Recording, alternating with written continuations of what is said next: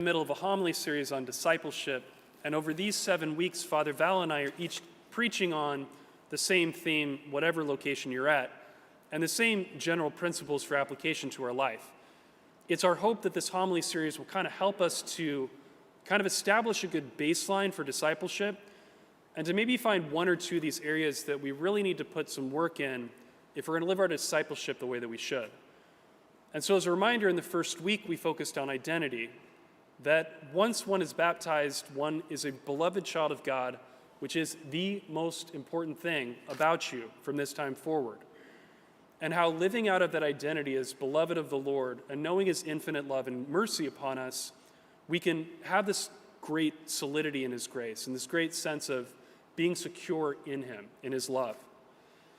And then the second week, we talked about trust and obedience and how growing in a trusting relationship with God, of course, flows from that identity as beloved of him. And if you think about all the way back to the Garden of Eden, that's where they went wrong. The devil convinced them that God was not trustworthy, that his love was somehow conditional, and thus they became disobedient. They grasped. But living out of that relationship and then living into a sense of more trusting and obedient relationship with the Lord is necessary for a disciple. And then last week, we talked about discernment. The fact that if we've committed ourselves to trust and to obey what the Lord is asking of us, we have to learn to discern his voice. Like, what is the Lord actually asking of me? And what are those various prompts that the Lord puts in my life to help me to know what he's asking of me? And so growing in discernment is a third necessary component of a disciple's life. So that brings us to the fourth and middle week, the hinge point of really our discipleship series.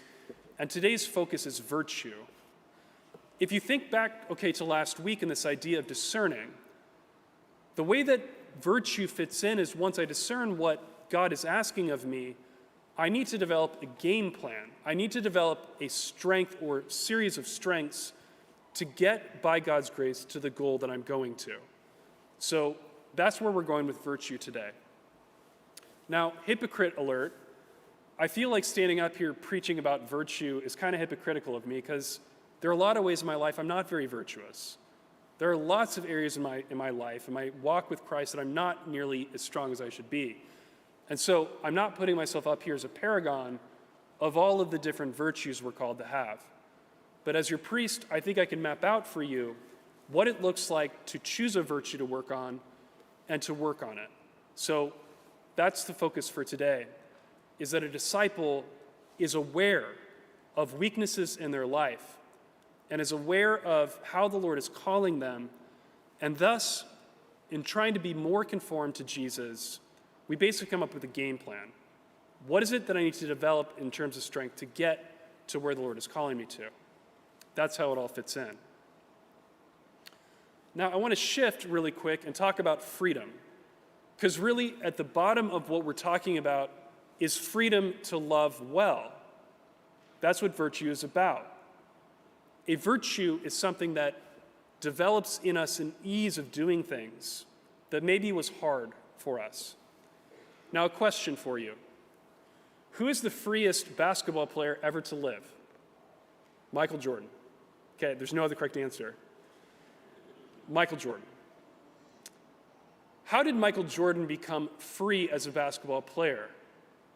Well, he worked his tail off. Freedom for Michael Jordan was not skipping doing suicides at the end of practice to get his stamina up. It wasn't skipping the fundamentals.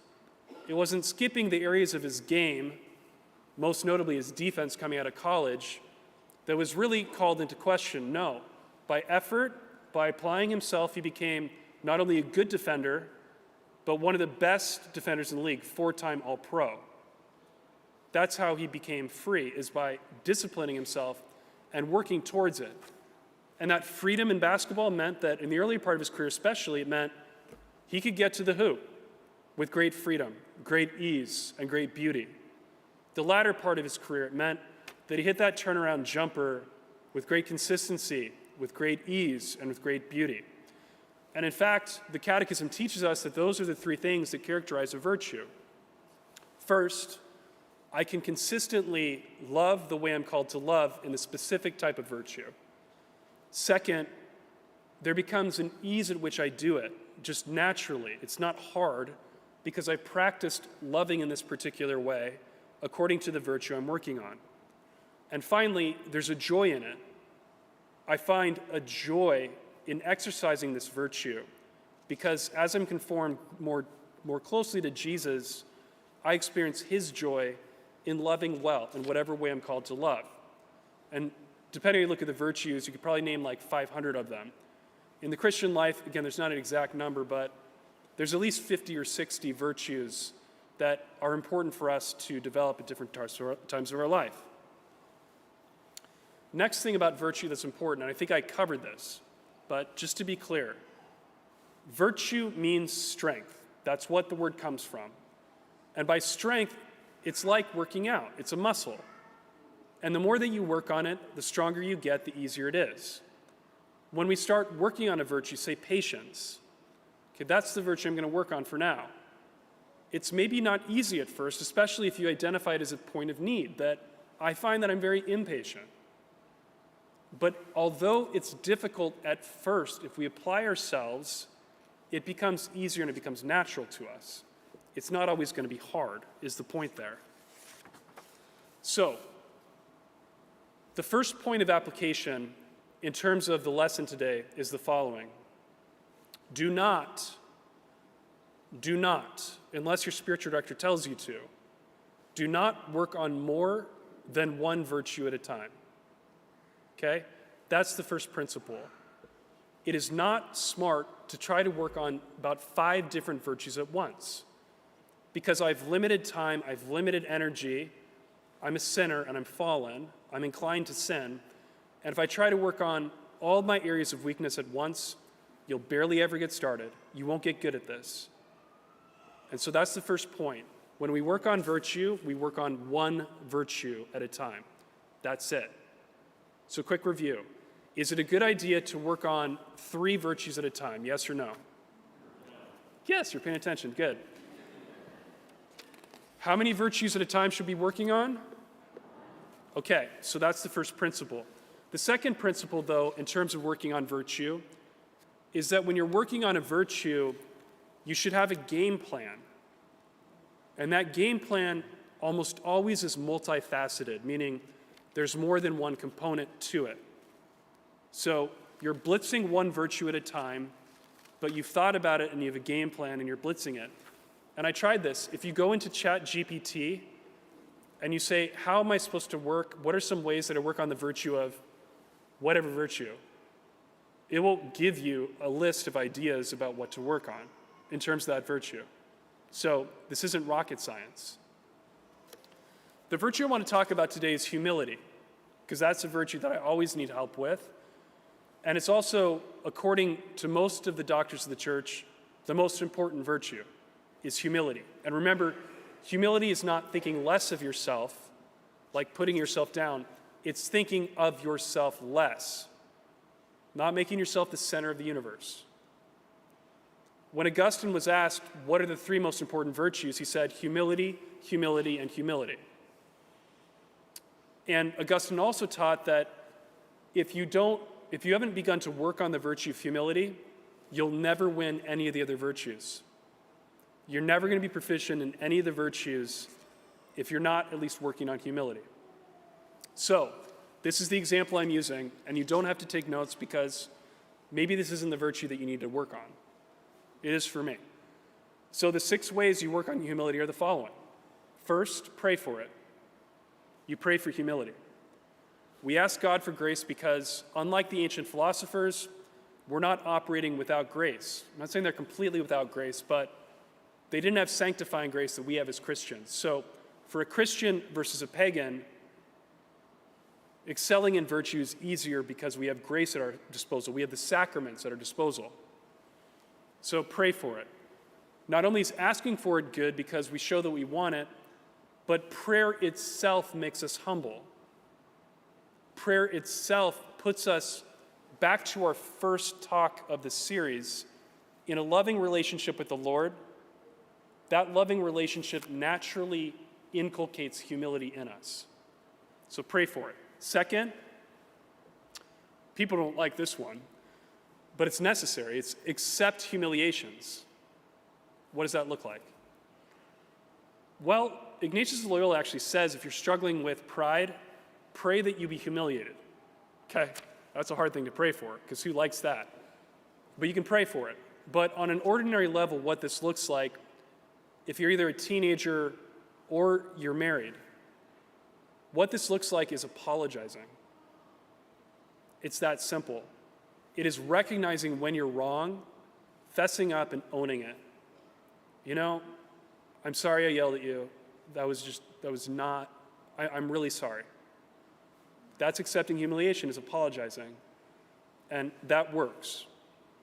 And then if in other circumstances you get humiliated, it's praying for the grace to rejoice that you're somehow conformed to Jesus in his humiliation by accepting yours. Third,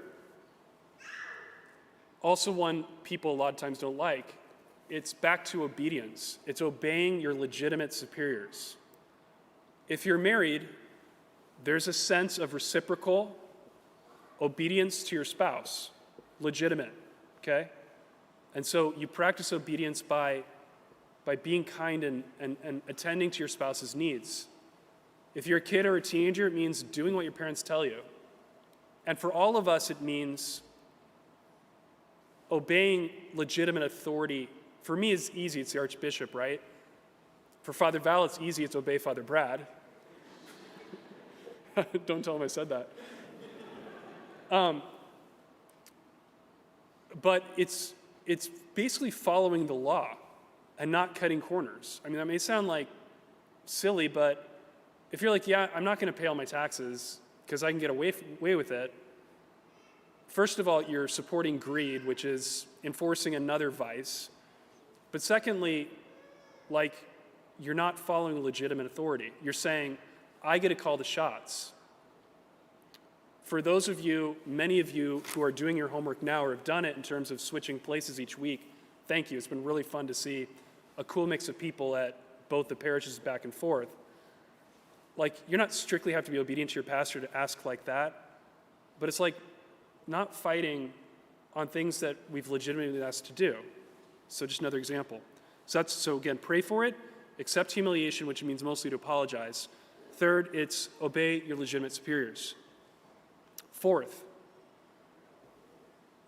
distrust yourself. I don't mean this like low self-confidence. That's not what I mean. But because of pride, we have this massive ability both to rationalize and to think we're right about everything.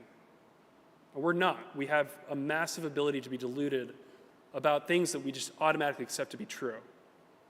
And so we distrust ourselves and our judgments and our superiority, especially to other people. Okay, fifth, our patron saint, St. John Vianney, is really big on this in his writings. He talks a lot about this. St. John Vianney talked a lot about acknowledging our nothingness. Okay? If the Lord forgot about you, you would cease to exist. Like, that's how nothing you are. If he forgot about you, your being, and even being here, is completely contingent upon him. Now, he's not going to forget about you, so don't worry about it. He doesn't do that, but that's how little we are. You are important to God. Don't get me wrong. I want to be really clear about that. You are important to God, but you're also nothing at the same time. Father Hennessy was my spiritual director in seminary, and he used to say, if you're having a hard time with humility, go outside on a clear night, look up into the stars, and say, you are God, I am not. You are God, I am not, until it sinks in. Got it? We should reflect on our nothingness. Sixth and finally, if you want to work on humility, you have to think of others as better than yourself. This means that we're keenly aware of our own faults and failings, and that we excuse faults and failings in other people if we notice them. It means we're keenly aware of our own faults and failings, and we make all the excuses we can for others' faults and failings. And this may seem like a mind trick, but it's not. Grace is not equal, both in terms of our natural upbringing and in terms of God's actual grace.